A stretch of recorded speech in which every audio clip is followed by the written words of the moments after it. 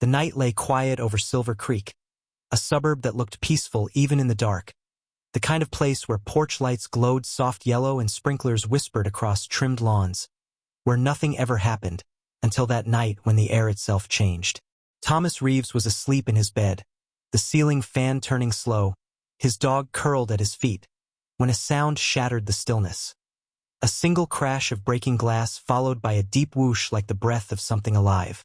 He opened his eyes and for a moment thought he was dreaming. But then the smell hit him, sharp and chemical, the unmistakable scent of burning. He sat up fast, confusion turning into alarm as an orange flicker danced across the wall, a moving light that didn't belong there. He ran to the window and froze. Flames were crawling up the side of his porch, licking the railings, spreading in lines that looked too perfect to be accidental. The wood popped, paint blistered, and the night filled with the sound of crackling hunger. Thomas grabbed his dog, threw on his coat, and rushed toward the door, but the front handle was already hot. The air filled with smoke that clawed down his throat, stinging his eyes. He stumbled back coughing, moving toward the back door, heart pounding, mind racing with disbelief. His house, his quiet, perfect home, was burning from every direction at once, as if someone had poured fury over every inch of it. He kicked open the side door, feeling the heat sear his skin, and burst out into the cold night air, the dog barking frantically in his arms. Behind him, the flames roared louder, feeding on wood and memories, the heat lighting up the street like daylight. He ran to the curb, gasping, turning to look at the inferno that had once been his house. Neighbors were appearing now, confused faces in pajamas, phones out, voices shouting for help. Sirens echoed in the distance, growing closer. Thomas just stood there in the middle of his street, chest heaving, eyes locked on the burning frame of his porch where, through the smoke, he thought he saw something flutter. A paper, charred and curling at the edges, flying up and then falling near his feet. He crouched, coughing, and saw the HOA logo printed faintly through the soot. Even through the burn marks, he could read the signature, Karen Mallory, President.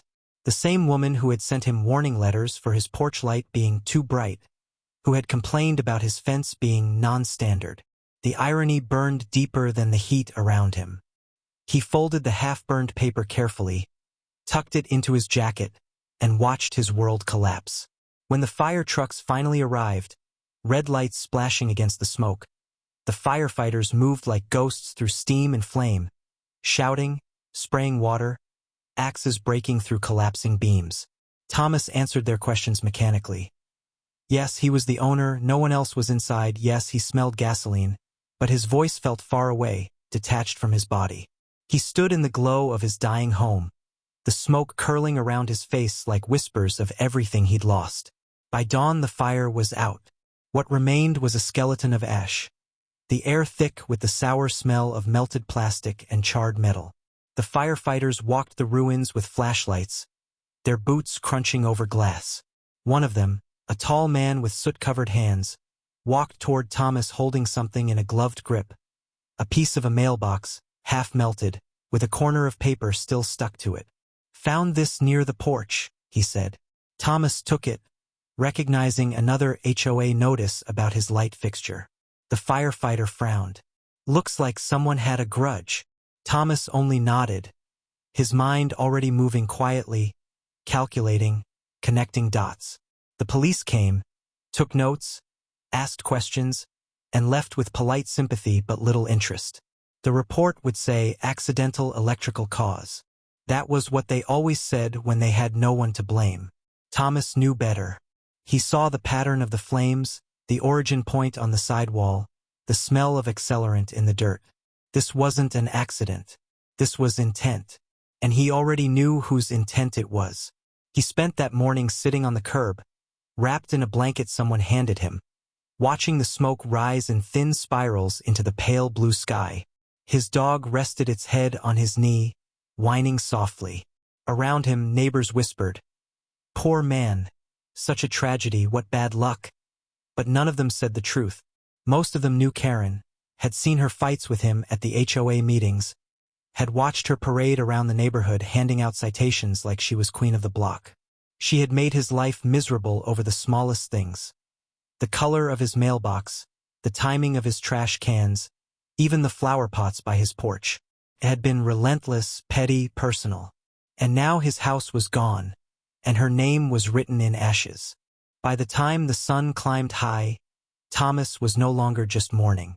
He was remembering every word she'd said in those meetings, every time she'd smiled while punishing someone else, every rule she bent for herself. A prosecutor by profession, he had learned long ago that anger was useless, it clouded judgment. What mattered was evidence, patience, and precision. He watched as the investigators packed their tools, their reports already sealed with the word, accidental. He stood up slowly, his voice steady when he asked, "Do you need me for anything else?" They shook their heads. "We'll call if we find something." He thanked them politely and turned away, walking toward the ruin of what used to be his home. The sound of his boots crunching over blackened debris echoed in the hollow space where his living room had been. He stopped near what was once his desk. The metal frame of his filing cabinet still stood, twisted but not destroyed. Inside, a few folders remained untouched by the fire, damp but readable. He smiled faintly at the irony. Even fire respected evidence. That night he didn't go to a hotel. He stayed in his car parked across the street from the wreckage, his dog curled beside him, his eyes fixed on the silhouette of the house. The streetlights flickered, the neighborhood still pretending to sleep. In one window across the road he saw movement, Karen's curtain pulling shut.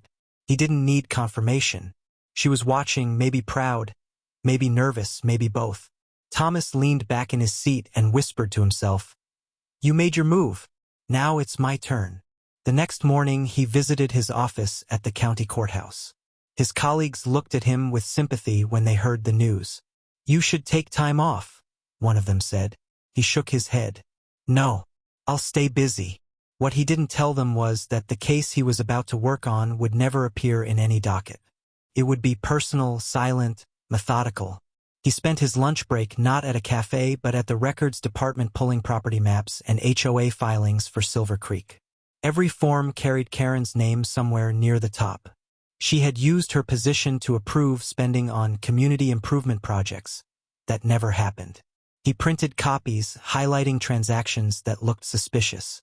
She wasn't just controlling. She was corrupt, and corruption always left a trail. Over the next few days Thomas played the role of the victim perfectly. He smiled when neighbors offered condolences, thanked the HOA for their concern, even accepted a visit from Karen herself. She came by 2 days after the fire wearing a bright scarf and carrying a pie box like some kind of joke. "Thomas, I'm so sorry for what happened," she said in that sweet and acid tone of hers. "We're all devastated." He looked at her, his expression calm, unreadable. "That's kind of you," he replied. "Strange how tragedy brings people together." She blinked, uncertain whether it was sarcasm. "Yes, well, I hope you'll rebuild soon. Maybe we can help make sure it meets all community guidelines this time." He nodded slowly, eyes never leaving hers. "I'll make sure it does." She left quickly after that, pretending she had somewhere to be, her perfume lingering in the smoke-stained air. That night Thomas went back to the site with a flashlight. The ashes crunched under his boots as he searched carefully along the fence line where the fire had started. He found a small piece of broken glass near the grass, darkened by soot but still smelling faintly of fuel. He sealed it in a plastic evidence bag from his car. Then he found another, a shard with the curve of a bottle neck. He collected them all, labeling each with date and location. Old habits died hard. He had built hundreds of cases on smaller clues than these. By dawn, he had everything he needed to begin. He watched the sunrise from the edge of the property, the light glowing through the smoke haze turning the air orange again but gentler this time, the color of rebirth instead of destruction. He reached into his jacket and pulled out the half-burned HOA notice again, looking at the signature, the neat cursive loops of Karen Mallory. The edges flaked under his fingers as he whispered softly, "You signed your name to the wrong fire." He folded it back carefully and slipped it into a folder marked evidence. Then he turned and walked toward his car, the dog trotting beside him, the ruins behind him still steaming but quiet now. As he drove away down the empty morning road, his mind already mapped the steps ahead. Collect, connect, confirm. He would rebuild, yes, but not just the house. He would rebuild the truth, piece by piece, until the same justice that had burned him would burn her pride. For now he said nothing, told no one, because silence was his best weapon. The quiet man everyone underestimated would soon become the voice she could not escape. And as the neighborhood settled back into false peace, only one person knew that the fire of Silver Creek had just begun. The man who had walked through it and lived to bring the heat back where it belonged. The smell of smoke still lingered in Thomas Reeves's jacket days after the fire, as if the ashes of his home refused to let him forget every step he took across Silver Creek. Still carried that faint scent of gasoline mixed with loss, and underneath it something colder, something deliberate. He moved through his days with quiet control, working at the courthouse by morning, walking through the ruins of his house by night, never showing the storm that brewed behind his calm eyes. The investigators had closed their report too quickly, blaming faulty wiring, even though the main circuit had been replaced 2 months earlier by certified electricians. Thomas knew it, because he had signed the receipt himself. He looked at the paper every evening before slipping it back into his folder marked evidence. He had learned through years in law that truth always hid in plain sight. The trick was patience and silence. He walked the blackened edge of his property, flashlight sweeping the ground, finding tiny traces. Others missed a melted cap from a gasoline can, a boot print too small to be his cigarette ashes near the side fence where the fire had started. He collected them carefully, sealing them in plastic bags, labeling each one with the date and time, the way he had done for countless cases. But this case was different. This was his. He stopped at the old mailbox, its metal warped from heat, but still standing like a survivor. Inside was a letter that had escaped the fire, its edges curled, but legible. It was another HOA citation, this one about his outdoor lighting, the one Karen had sent 3 days before the fire, saying it violated neighborhood standards. He stared at the neat cursive loops of her signature, and felt the calm shift slightly inside him. Not anger, just clarity. He folded the letter and tucked it into his coat pocket. As he turned off the flashlight and looked across the street, Karen's porch light still glowed soft yellow, the same shade he had been warned about months ago. She was sitting there with a wine glass in her hand, pretending not to see him, but her eyes flickered once toward him before turning away. He smiled faintly, not out of amusement but acknowledgement. She was nervous. That was enough for now. Over the next week, Thomas played the quiet neighbor, perfectly, offering polite nods at the mailbox, speaking softly when addressed the man who had lost everything yet refused pity. He rebuilt his daily routine, one careful layer at a time, but beneath the calm exterior every move was strategic, each conversation recorded in his memory like evidence. His evenings were for research. He spent hours on his laptop cross-referencing HOA expenditures, public records, board meeting minutes, all open to residents. If they knew where to look, most didn't care, but he did, and what he found turned the quiet fire of suspicion into solid flame. Receipts for fuel purchases logged under community maintenance. The same day his house burned, payments to contractors who didn't exist, strange transfers approved by Karen's signature. When he printed them out, the ink looked almost smug on the page. He pinned them to the wall of his temporary apartment, the pieces forming a timeline that spoke louder than any confession she would ever make. One night near midnight, he drove to the far end of the neighborhood, parking near the pond where the HOA kept maintenance equipment. The small shed was dark, locked, but the smell of fuel hung faintly in the air. He waited, sitting in his car, headlights off, watching through the reflection of the water. An hour later, a familiar SUV rolled up Karen's vehicle. She stepped out quietly, holding a flashlight, glancing around before unlocking the shed. She carried a clipboard, scribbled something on a paper, then walked back to her car. He watched as she opened the trunk and pulled out a half-empty canister of fuel. His heart didn't race, it slowed. He raised his phone, snapped 3 photos under the dim light of the moon. The proof was there still. He didn't act. He wanted her to believe she was safe. He wanted her to show herself fully before he made his move. The next morning he visited the hardware store just outside town, the same one that serviced HOA maintenance supplies. He spoke casually to the clerk, asking about large purchases made recently. The man shrugged, flipping through the ledger, saying, "Yeah, a lady named Mallory came in last week, bought 3 gallons of degreaser and some fuel stabilizer, said it was for lawn tools." Thomas nodded, smiling politely before leaving. He didn't need more. He had enough to trace her fingerprints to the timeline of the fire. He returned to the courthouse that afternoon, finishing paperwork for unrelated cases, his colleagues unaware that beneath the calm rhythm of his typing, he was writing the beginning of her downfall.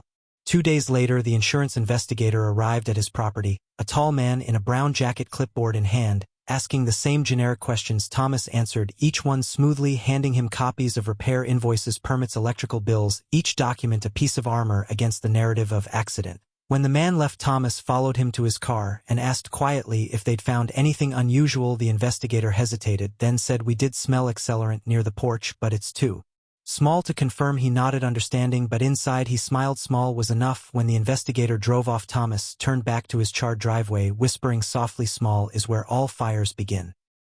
He spent that weekend compiling his notes, every receipt, every photo, every trace organized into a neat binder, his training showing in the precision of each page. When he was done, he placed the binder on his desk beside a single flash drive holding the photos from the night at the shed.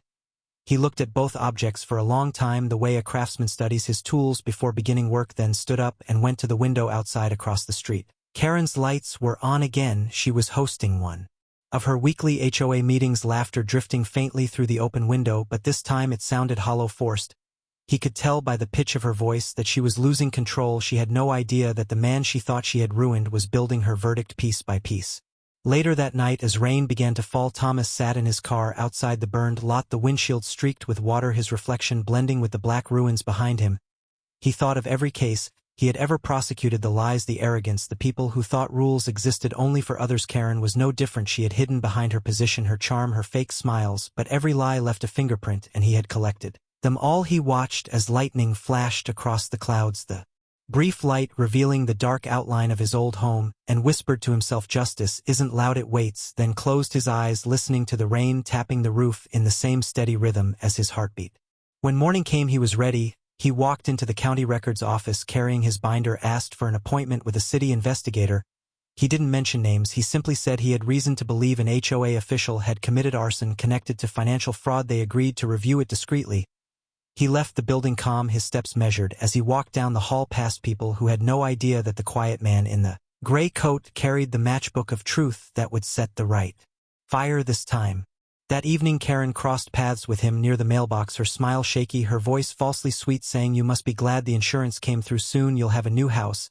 He met her eyes steady and replied softly, "Yes, soon," and walked away, leaving her standing there confused by how calm he was, because calmness was not supposed to scare people, but his did. She went home restless, checking her locks twice, feeling the unease creep in without knowing why, and as she stared at her reflection in the window, she saw behind her the faint glow of the burned house across the street, the house she thought was gone forever, but in the ashes something was still burning, something waiting. Thomas sat at his desk that night, reading through his notes one final time, his dog asleep at his feet, the lamp casting a warm circle of light across the pages, the same light that once shone from his porch and started all of this. He thought about that light, how something so small had offended someone enough to burn a man's life down. And yet here he was still standing, still building the case that would end her. He closed the binder gently, the sound soft but final, and whispered, "Tomorrow we start with the HOA meeting," and leaned back in his chair, the shadow of a faint smile on his face, because he knew what she didn't. Tomorrow was when silence would start speaking louder than fire.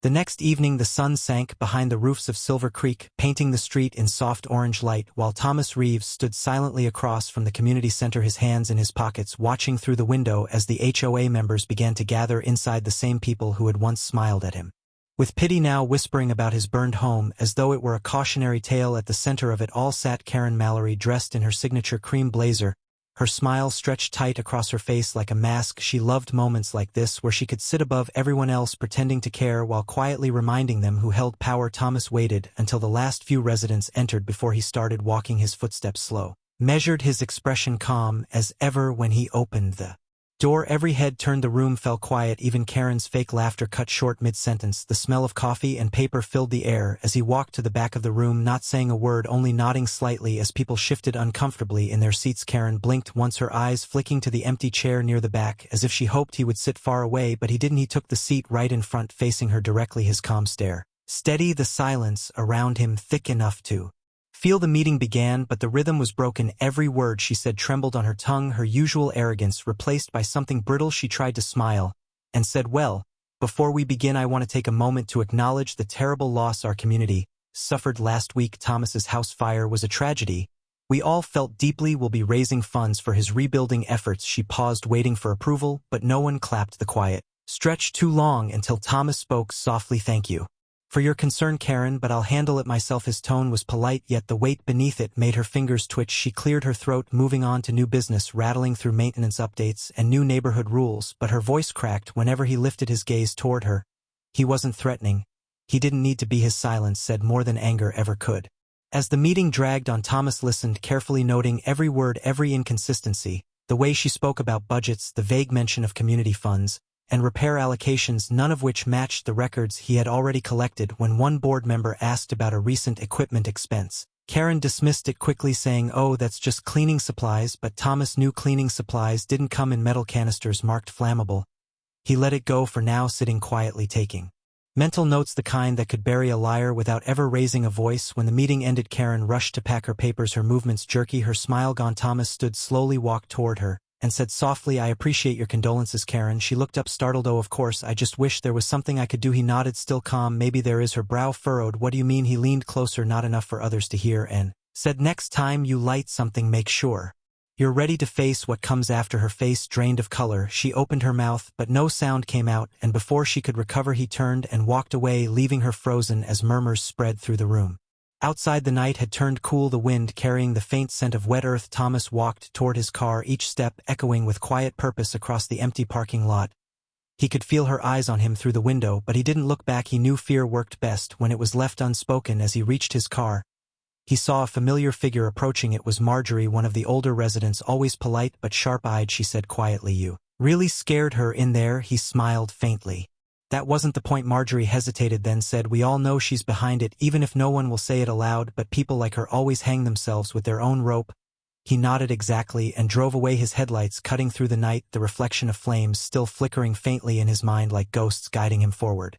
Back in her house, Karen slammed the door shut, her hands trembling. As she poured herself another glass of wine, she stared out the window toward the empty lot across the street, the one she had turned to ash, now dark and silent, but she couldn't shake the feeling that he was still there somewhere, watching, waiting. Her phone buzzed, a text from an unknown number. She frowned, opening it. There was no message, just a photo, her SUV parked near the maintenance shed, taken at night. She froze, wine spilling onto the floor, her heart hammering as she typed, "Who is this?" No reply came, only the silence of her own guilt. The photo was proof that someone knew, and she didn't know how much. Thomas, meanwhile, sat in his apartment looking at his phone, calm, his thumb hovering over the next image of her signature on the fuel purchase receipt before saving it into his case folder. The game had begun, but he wasn't rushing it. People like Karen always thought they could control the board until they realized someone else had already set the pieces. He knew fear was like fire, it spread faster when left alone, and soon she would burn without a single match.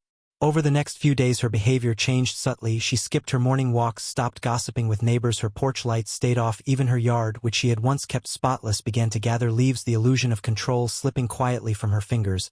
And though no one spoke it aloud, everyone noticed the Queen of Silver Creek was losing her crown. Thomas kept his distance, still polite at the mailbox, nodding when she passed, but behind his calm eyes he saw the cracks deepening, one small tremor at a time, and he knew it was only a matter of time before she broke her own silence.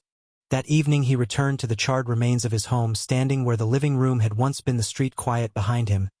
He knelt down, brushing away a layer of ash from the ground. Finding a small blackened piece of glass, he lifted it to the fading light, the scent faint but familiar, gasoline residue still clinging to it. He slipped it into his pocket, whispering almost to himself, "The truth doesn't burn," and walked back to his car, the night wind moving through the trees, sounding like distant applause for a man who had turned loss into patience and patience into power. Days turned into weeks, and the story of the fire began to fade for everyone except Thomas Reeves, because for him every sunrise was a reminder, every quiet morning a whisper from the ashes. He had not forgotten, and he had not forgiven. While the neighbors moved on, repainting their fences, mowing their lawns, and pretending everything was back to normal, Thomas was busy piecing together what they all refused to see, the truth that lay buried under layers of lies and fake smiles.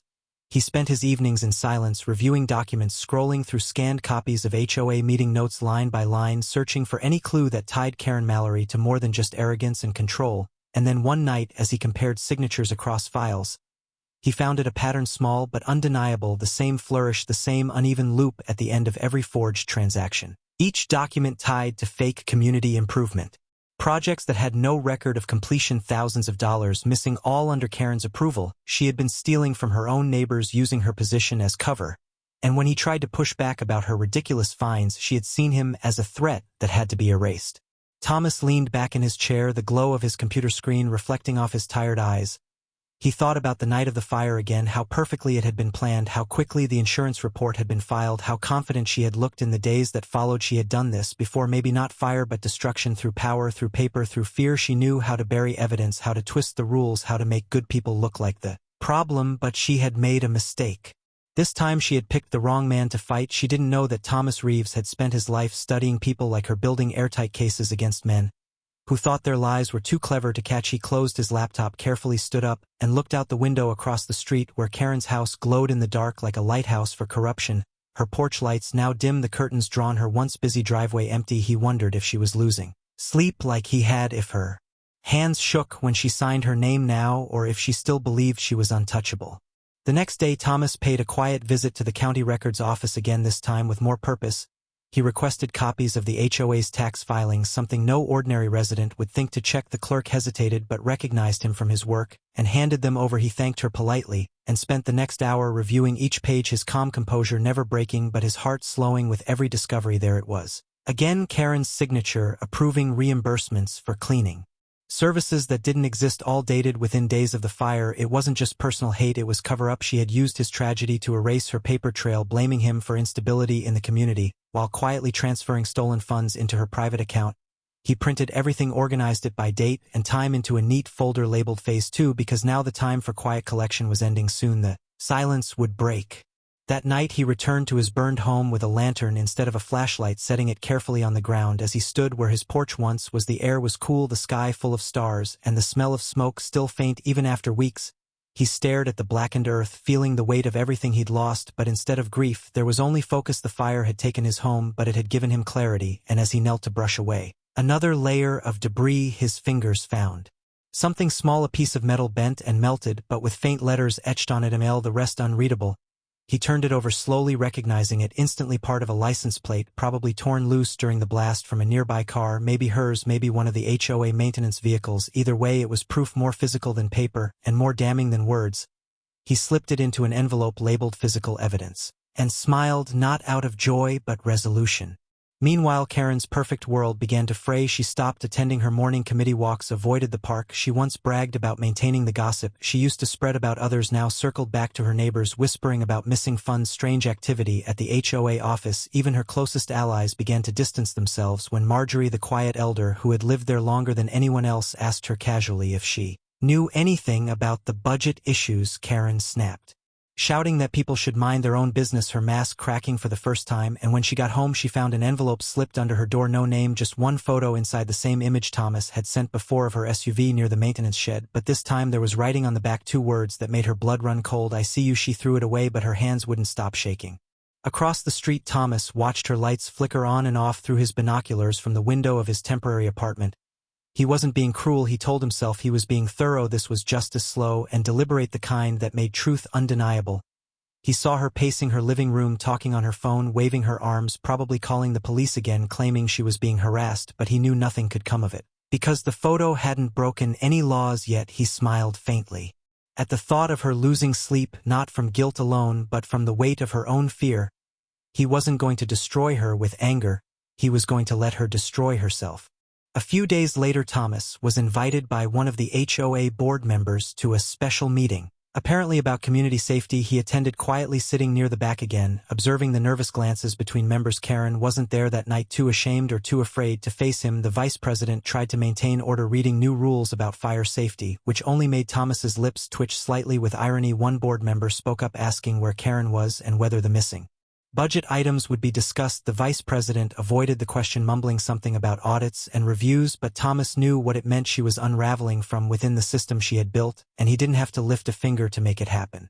When the meeting ended, he walked outside into the cool night, the wind carrying faint music from somewhere down the street, people celebrating life, unaware that a quiet war of truth was being fought in the shadows. He paused near his car, taking out his phone, scrolling through the photos again, stopping on the one that showed Karen's SUV near the shed under the faint light of the moon. He zoomed in on the license plate, half visible, matching the melted fragment he'd found at his property. He whispered softly, almost as if to the stars above, "It's over, Karen, you just don't know it yet." That night he printed the final report organizing every detail like a closing argument, witness statements from neighbors, copies of suspicious purchases, fuel receipts, tax filings, photos, all neatly arranged in a folder titled The Hidden Truth. He looked at the folder for a long moment before locking it in his drawer, his dog sleeping beside him, the silence of the room heavy but calm. He turned off the light and stared out the window where the burned land still waited across the street, dark, quiet, and patient just like him. Soon it would all be rebuilt, but not before the old rot was burned out completely. He whispered one last time before sleep took him quietly but firmly. Fire doesn't end things, it reveals them. The morning of the arrest began like any other in Silver Creek, quiet, peaceful, deceptive, the kind of morning where sprinklers whispered and mailboxes clinked with letters, the smell of wet grass hung in the air, and birds sang on rooftops as if the world had never known fire. But beneath that calm something heavy was moving. Thomas Reeves stood by his window, coffee in hand, eyes fixed on the house across the street, Karen's house, where the curtains were still drawn, the driveway empty. For once he knew she hadn't gone to work, she hadn't been anywhere for days now. Paranoia had locked her inside her perfect white cage. The investigation that had begun silently was now in motion. The county investigators had reviewed his evidence, double-checked every document, every photo, every signature. And this time there was no more denial. Her name appeared everywhere like a shadow that refused to fade. The stolen funds, the fuel receipts, the fake projects, the witness statements from neighbors who had seen her SUV that night. It was all there, neat, precise, undeniable. The paperwork of her downfall. Thomas didn't need to be in the courtroom this time. His work had already spoken for him. He simply waited for the sound that would mark the beginning of the end. Sirens. They came slowly, at first faint in the distance, then growing louder, echoing through the peaceful streets. 2 police cars, followed by a black county vehicle, rolled up the hill and stopped in front of Karen's home, the red and blue lights flashing across her perfect lawn, the same lawn she once fined others for stepping on. Neighbors began peeking through their blinds, whispering her name in disbelief. Karen appeared at the door, her hair messy, her face pale, her robe hanging loose. She looked smaller. Now not the woman who once ruled every inch of this neighborhood, but a frightened shadow of her former self. One of the officers called out her name, and she stepped outside, shaking, demanding to know what was happening. The lead detective, a tall man with calm eyes, read out the charges: arson, insurance fraud, misappropriation of community funds. Karen froze, her mouth opening but no sound coming out. She tried to laugh it off, saying, "This is a mistake. I didn't do anything wrong," but the words fell flat. The silence from the crowd spoke louder than her voice. When the handcuffs clicked around her wrists, she screamed something about lies, about revenge, about Thomas, but no one moved to help her, not even her closest friends from the HOA board. They all stood still, watching as if seeing a ghost lose its power. Thomas walked out of his apartment, then crossing the street slowly, his dog walking beside him. He didn't say a word until she saw him, her eyes wide with disbelief, the realization crashing over her like the fire she had started. "You did this," she shouted, her voice breaking. "You set me up." He stopped a few feet away, his expression calm, unshaken. He looked her in the eyes and said softly, "No, you did this to yourself." Her knees gave out slightly, but the officers held her steady, guiding her into the car. As she passed him, their eyes met one last time, and for a moment all her arrogance drained away, leaving only fear. He didn't smile, didn't gloat. He simply turned his gaze toward the empty lot where his house once stood, the ashes now cleared, the foundation rebuilt, ready for new life. Behind him, the sound of the car door closing echoed like a final verdict. The sirens flared once more and faded into the distance, carrying her away from the world she thought she owned. Neighbors gathered slowly on the sidewalks, whispering in disbelief. One woman said, "I can't believe it. She burned his house and thought she'd get away." Another said, "I always knew something was off about her." Thomas ignored them all. He wasn't there for their sympathy. He walked back to his porch and sat down, the cold morning air brushing against his face. He breathed deeply for the first time in months. His heart steady, his mind quiet. He thought about how revenge never had to be loud, how justice didn't need fire, it only needed time and truth. He had given both. He looked down at his hands, calloused from rebuilding, from digging through ashes, from writing reports. Every motion of the last few months had led to this quiet morning, the sound of birds returning to a street that no longer belonged to fear. Karen sat in the back of the police car, tears streaking through her makeup, staring out at the neighborhood that had once bowed to her power. The houses now looked different to her, smaller, distant, colder. The faces she had once commanded turned away. She tried to speak to the detective, but her words trembled. He said nothing, just read her rights, his tone even calm, professional, the kind of calm she had mocked in Thomas, but now it terrified her. As the car drove past his property, she turned her head and saw him standing there, still not smiling, just watching with the same stillness that had unnerved her for months. It was that silence that broke her more than the handcuffs, more than the flashing lights. She screamed his name, but he didn't move. He simply turned and walked toward the ruins of his house, the sound of gravel under his boots the only answer she got. When the police car disappeared around the corner, Thomas knelt down near the first flower growing by the new foundation, a small violet sprout pushing through the dirt life where there had once been fire. He touched the edge of the soil gently, his dog nuzzling beside him, and said softly, "It's done, not in celebration, but in closure," the kind of words spoken not for victory, but for peace. The wind moved gently through the half-built frame of what would soon be his home, carrying away the last echoes of the siren. The air smelled cleaner, fresher, lighter. He stood up, looking around at the street, now calm again, and realized that the weight that had sat on his chest since that night was gone, not because she was gone, but because he had faced the darkness and stayed standing when it tried to consume him. Later that day, he received a call from the county office confirming that Karen had confessed, partially under pressure, trying to shift blame, but the evidence was too strong to complete. Her prints, her purchases, her financial records all pointed to the same truth. She would face trial soon. Thomas thanked them quietly, ended the call, and sat by his window, the afternoon sun casting long shadows across his desk. He opened the folder labeled The Hidden Truth and slipped it into a drawer, locking it for the last time. The work was done now. He didn't need to fight anymore. He just needed to rebuild and live, and let time bury what justice had already burned. He glanced once more across the street, the curtains of her house drawn, the silence heavy but clean. He whispered quietly, "The fire's out," and closed his eyes for a moment, breathing in the peace that came not from revenge but from the slow, steady return of balance.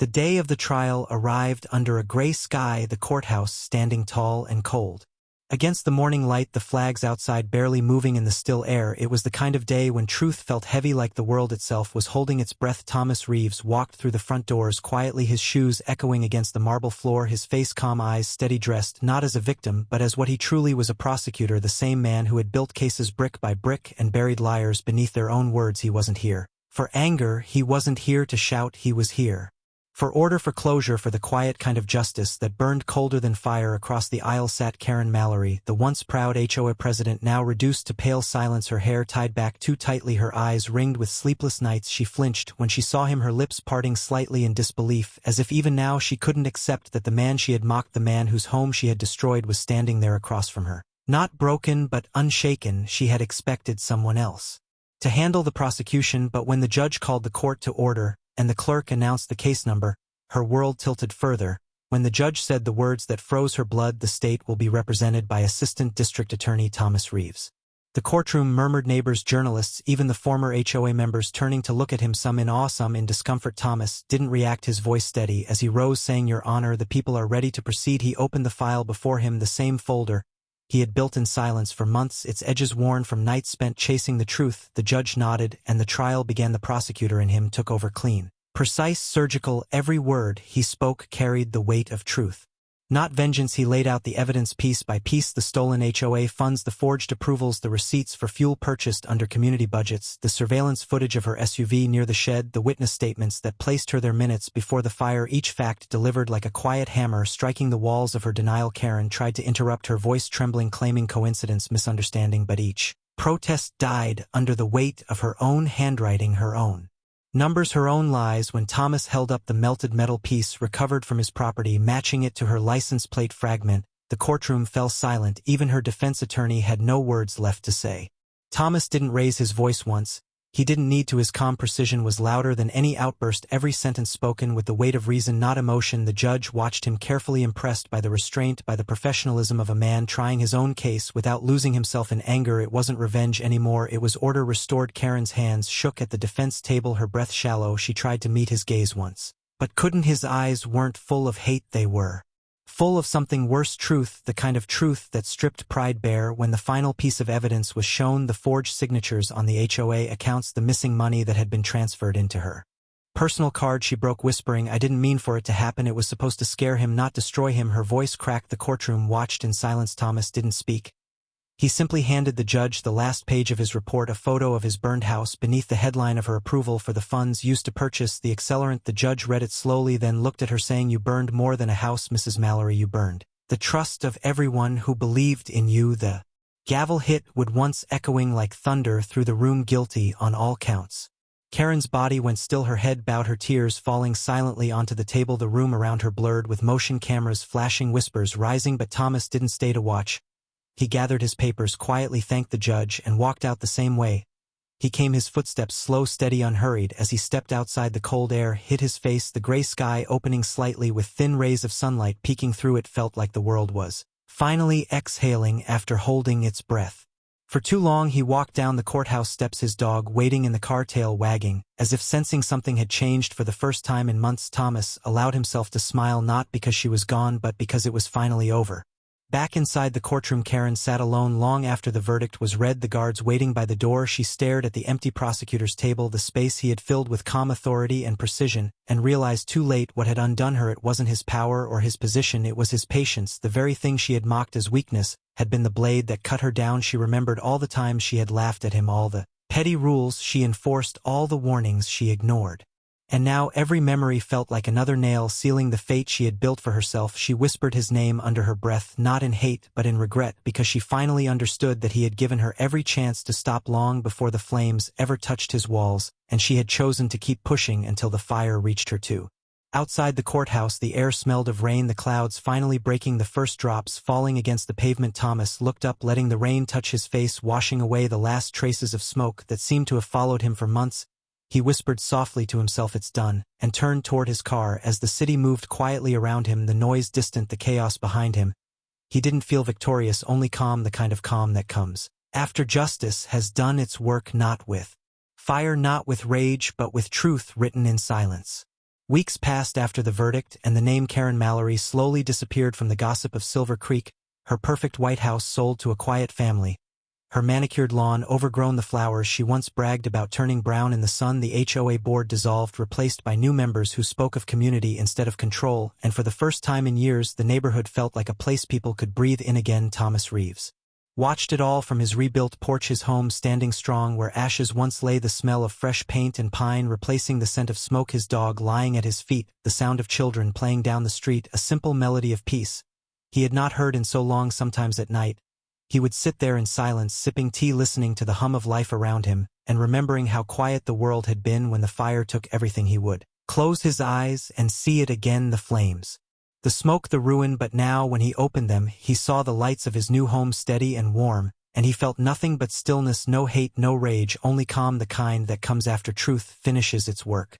Karen's sentencing day came quietly, no crowds, no cameras, only the hum of air conditioning in a courtroom that smelled faintly of dust and old paper. She sat there in her pale gray suit, her hands trembling in her lap, her eyes empty, when the judge read the final sentence: 8 years in state prison for arson and fraud with restitution to be paid from the sale of her property. She didn't cry, she didn't beg, she only nodded once, as if the words didn't surprise her. Thomas was there, sitting in the back row, not because he wanted to see her fall, but because he needed to see the end, the final moment when the fire that had destroyed his life finally went out. She turned once in her seat, looking for him. Their eyes met across the room, and for a long second there was nothing between them but silence, no hatred, only understanding. He gave her a single nod, small, quiet, final, and she looked away as the bailiff led her out, her footsteps echoing like fading sparks down the long hall. The door closed behind her, and with it, the last ember of what she had done. Thomas sat there for a moment longer, letting the silence fill him, then stood up and walked out into the bright sunlight. Outside the courthouse, the air was warm, the sky clear, the world unburdened. He stood at the top of the steps, breathing deeply, feeling lighter than he had in years. The city moved around him, unaware of the story that had just ended, one man's patience, one woman's downfall, one quiet fire that had changed everything. He walked slowly to his car, his reflection in the window no longer that of a man broken by loss but of someone rebuilt by truth. When he got home, he parked by the curb, stepped out, and looked at his house, the new siding gleaming softly in the afternoon light, the front yard freshly cut, the mailbox standing straight and proud, the same mailbox that had once held the warning letter that started it all. He ran his fingers over the smooth surface and smiled faintly, not with pride but with peace, because everything that needed to burn had burned and what remained was stronger. That evening he sat on his porch, watching the sun sink behind the houses, the street glowing gold, the sound of sprinklers soft in the distance. His dog lifted its head, resting it on his leg. He stroked its fur absent-mindedly, thinking about everything that had happened, how easy it would have been to choose anger, to fight fire with fire, but that wasn't his way. He had learned that real justice wasn't loud, it didn't need to shout, it simply waited, moved quietly, and arrived when it was ready, like dawn. After the longest night, he looked across the street at Karen's old house, now alive again with laughter, the new family, hanging wind chimes on the porch, the soft music carried by the breeze. And he felt something close to gratitude, not for what had happened but for what it had taught him, that sometimes people set fires thinking they can control the burn, but the truth always spreads slower and deeper until it finds its way back to them. As the stars began to appear one by one, Thomas stood up, stretched, and walked to the edge of his driveway, the ground beneath his feet solid and clean. He remembered the first night after the fire, standing in that same spot surrounded by ashes, whispering a promise that he would rebuild, and now, he had not just the walls but the life around them. He whispered softly to the night, "She wanted to destroy me, but she gave me peace." The wind rustled through the trees, answering him in soft whispers as if the world itself agreed. He turned back toward the house, the porch light flicking on, casting a warm glow across the steps. It wasn't bright or sharp like before, it was calm, balanced enough to light the path without blinding the dark. He smiled at that, a small quiet victory that no one would ever notice, because the best kind of revenge was not destruction but peace that could not be shaken. Later, inside his home, he placed the last photo of the burned house into a drawer, closed it gently, and locked it away forever. He didn't need reminders anymore. He had walked through the fire and come out whole. He poured himself a cup of tea, sat by the window, and watched the rain begin to fall outside, soft and cleansing, the droplets tapping against the glass like a slow rhythm of closure. He whispered to himself, almost like a prayer, "It's over now," and leaned back in his chair, the soft glow of the lamp reflecting off his face, the air filled with the faint scent of rain and peace. Outside, the street lay quiet, no sirens, no shouting, no smoke, only calm, the same calm that had been missing from his life the night everything burned. He closed his eyes and listened to the rain, smiling faintly, as if he could finally rest, because in the end the fire that tried to destroy him had only purified him and left behind a lesson that burned colder than flames. Patience will always outlast fury, and truth will always rebuild what lies tried to take away.